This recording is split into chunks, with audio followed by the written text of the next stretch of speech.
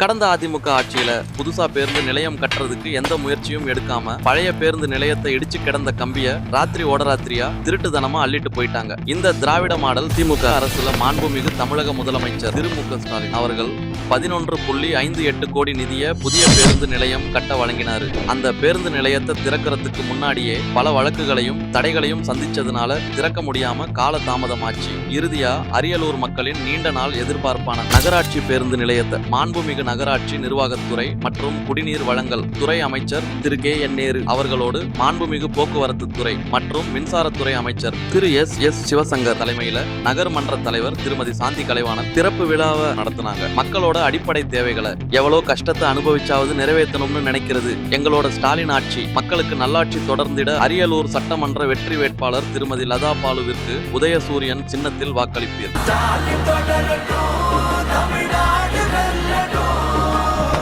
தமிழ்நாடு போராடும், தமிழ்நாடு வெல்லும்.